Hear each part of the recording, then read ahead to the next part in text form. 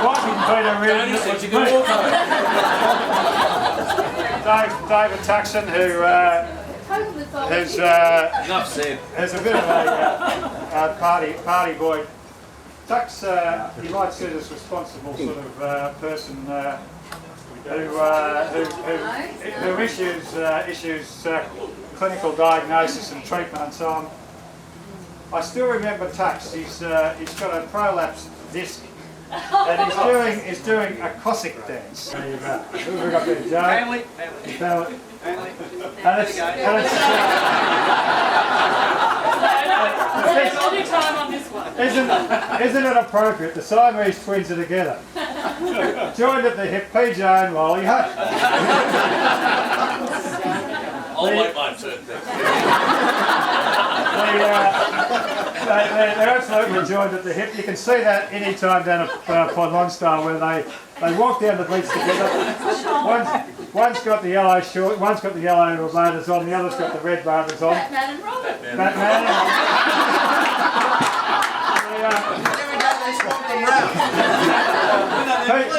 PJ's got his inverted cake glasses on. Rolly's got his glasses on. They come there, they sit down, they lay their towels down, put their glasses down, and then walk the wrong way to the beach. They can't even see this. Heather, who, and this once again is probably a subconscious thing, but for many years.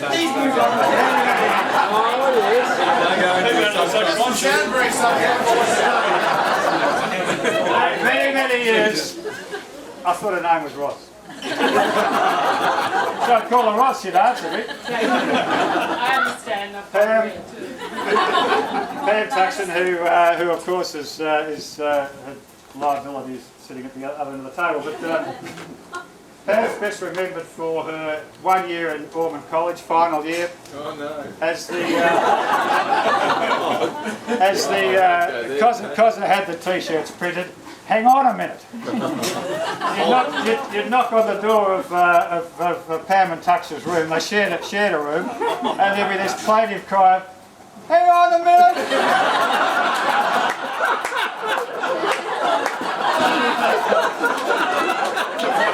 Somebody had to, I couldn't.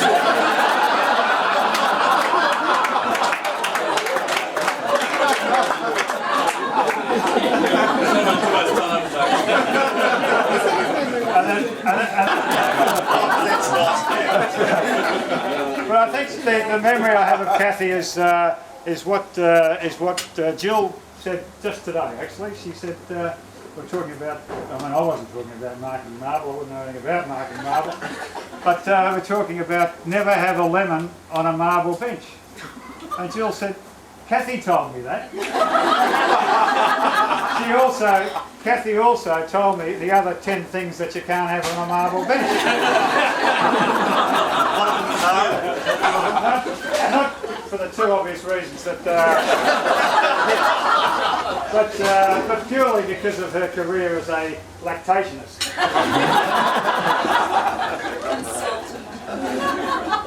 And a fantastic teacher, apparently, of the noble form of whatever that is. I have Jeff, and I think the Union Jack of Jeff. I mean, it's, as probably most people here would know, Jeff's father. Have you still got the roller, Jeff? Oh, the old man has. Still got the roller. Jeff chauffeured us up to Fiona's 40th many years ago. Wasn't that long ago? But Jeff's driving along. I know, because she was the only one to recognise that I'd been left behind at McPherson's place. I just got to have a leak in the toilet while I was going out for dinner. I shut out the door, they left me behind, I couldn't get out. If you think my wife, the host, anybody else would realise that I wasn't there, Rosa said, "Where's Tony?" Where's that? They said Buddy McPherson and PJ of all people. Who's Tony? whack fuck that I've ever seen. The 14th hole at Port Lonsdale is a short hole, and as they described, certain things come into play when different conditions occur, such as a tailwind or whatever. There's a couple of big trees at right angles to the tee, and they just come into play whenever. Lady with the tower residence at Ormond College, you know, the one right up there, the traffic control area. The only reason I got up there was because Bill had so many points. He'd been at uni for a few years, he'd been at college for a few years, he'd been captain of the rowing, captain of the footy, and so we got the list 3 points to get up there. Mr. Robert Stafford.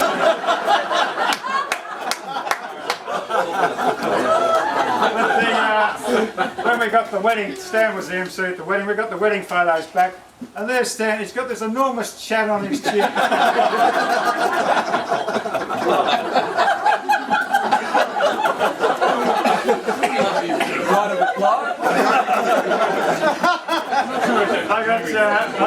I got Chris Lovell, and I mean, where do you start with Chris?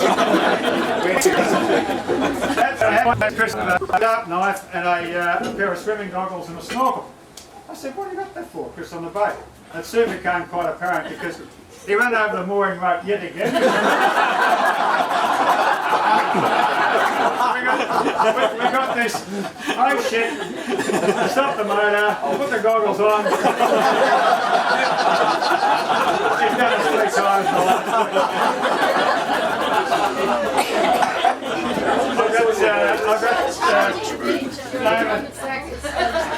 I've got David Parsons, who once again we've shared a lot of funny times, but the one that I will tell about David was when we were in the university squadron together, and he had a discipline problem with the Air Force. They had the problem, Tony.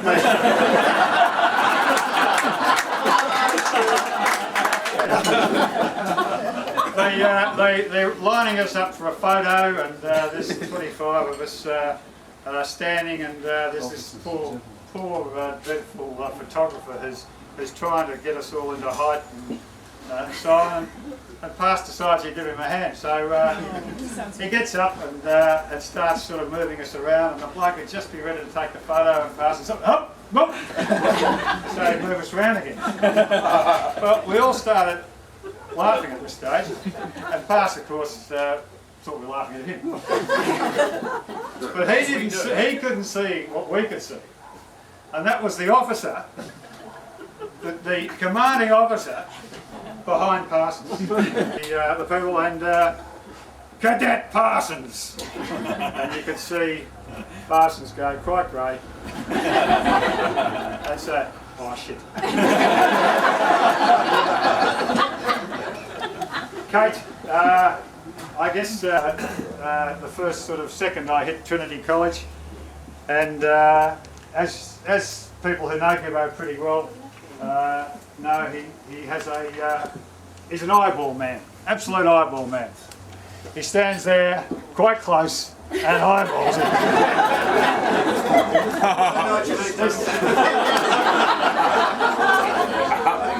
He can only do that to you. He's normally looking down the dresses of the girls. Margie, who I've known longer than well, we sort of shared holidays and family functions for many years. They used to live just down the road in Ballarat. Someone else has had enough. Whilst Billy's leaving, when I think of Billy, I think Only 2 seconds. I think of periods when I think of Billy. The period in his life before the golf trip and the period in his life after the golf trip. One of those was how to iron shirts. His technique when we lived in Swan Hill was to get the shirts, and put them between the two mattresses. Eddie, who we go back to the The Catholics would have won for sure. I did actually. Back in the days of the beer strike, unfortunately, Jack Coventry was able to. I mean, there was no Carlton United stuff around, but Jack Coventry was able to sort of purloin a truck of Sussex, which was absolutely disgusting stuff. But Drank it anyway. drank it anyway. But it was just a question of who got the first punch in between Eddie and myself. And in the end, we decided to call it an honourable draw. 25 punches each. I got Sue Hunt, so she arrives at 8.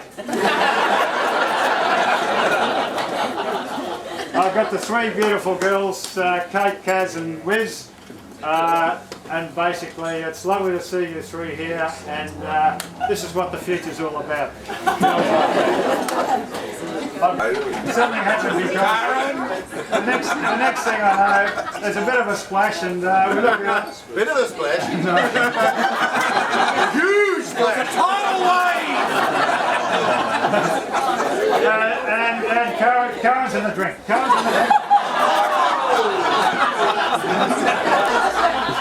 She gets out, we sort of stand her under one of these heaters in the restaurant until the bloke tells us to move on. It's not good for the guests. Not as funny as you in the King of Queensland. and Frankie hails a taxi. Now, I took a taxi with one of those bench seats in the back. Now, fortunately, I was in the front. Like all taxis. But Frankie has to sit in the back. I got Alistair and Alistair. When I think of Alistair, I think of drinking, I think of Tabuk, and I think of good company. I've got Jamie, and I was going to tell a story, but I won't tell a story. Out having a run this morning, and this car stopped and said, "Is everything okay at home?" This is 8 o'clock in the morning. I said, "Yeah, fine." There's Janie driving around in a 90 with the tits hanging out. And I thought, dress as Hines would, but she's a bit early.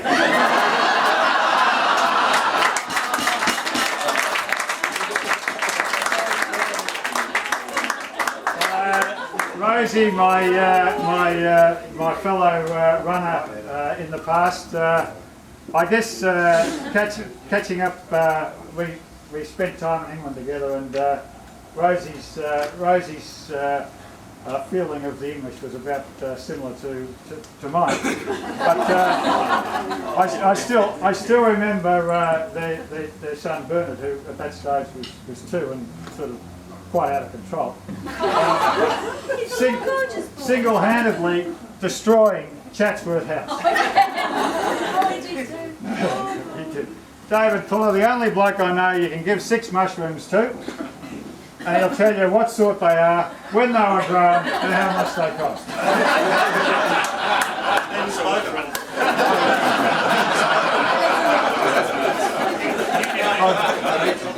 I've got Carmel, and once again, people ask me why I don't like skiing, and my memory of Carmel was we were in ski school together, ski class, and they're teaching us how to walk up the hill. At the age of 50,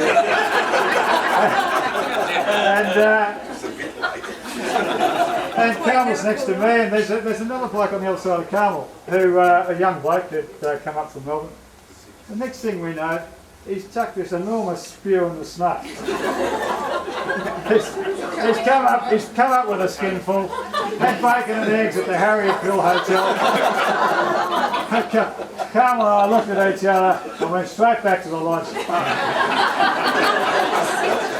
Ross, person who, I mean, you know, sort of the burger of Shepparton, you sort of see a responsible sort of man. I mean, for those that knew him at uni, I think you'd have to say that there was a degree of the ratbag element in Ross, particularly when he was in Norton's. He used to work behind the bar at Norton's.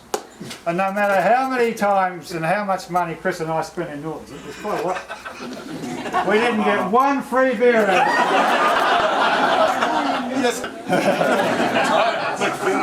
I've got Fiona. You think of Fiona, you think of Take 'em All, you think of Fiona and basically the Easter that I think Tim and Tux and a couple others came up. The memory of Fiona was being abused by Fiona about 3 o'clock in the morning and called a weak bastard because I was going to bed. She single-handedly kept the Time Out Caravan Park up all night that night. Time out. Okay. I got Sammy, and when I think of Sammy, I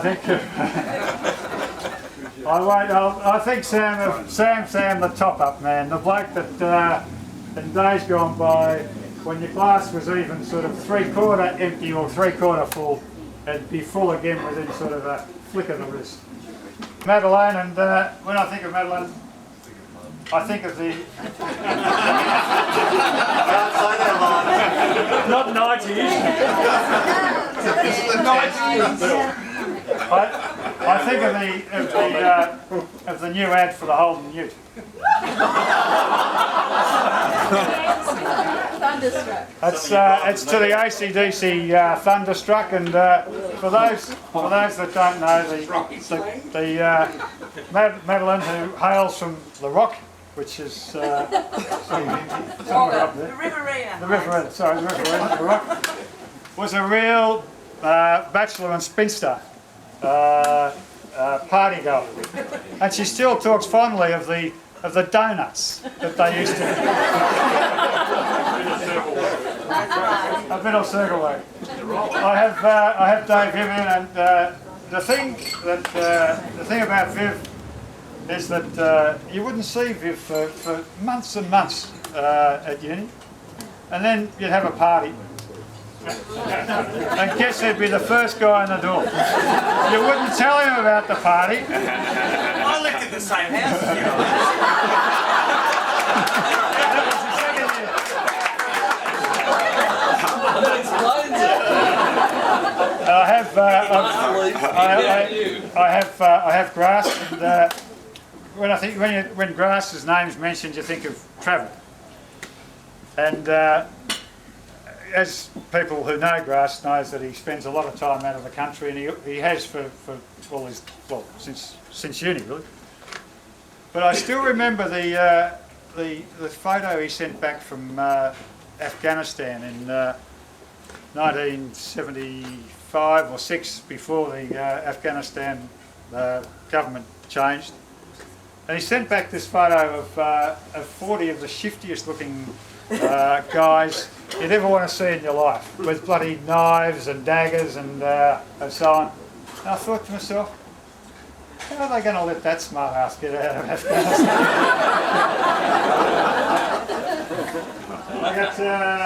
I've got Jack, and I will mention 2 family members. Jack Coventry, who the fondest memory I have of Jack is after our wedding. Sort of, we were at Blair Gowrie, and when Jack gets up, everybody gets up. I mean, he makes so much bloody noise. But he's cleaning up the empties, and we just happened to have the cadets from the Portsea College, who didn't have a lot of idea about emptying bottles, so we had about sort of 300 half-empty bottles, all of which Jack's chucked in the back of his trailer. I'll take the tip. And Jack and I are going down the tip. Jack and I are going down the tip. And we're going down the Nepean Highway, and there's this absolute sea of port and wine following us down.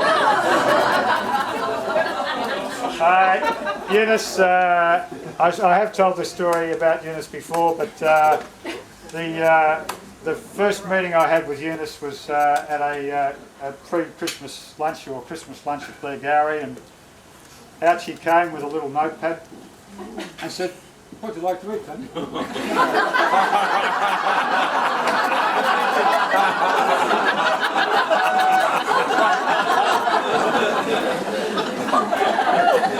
Okay. Thanks for coming, guys.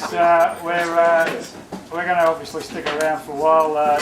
Karen in the Wisdom has organised a jukebox. So there's going to be plenty of activity, plenty of wine around.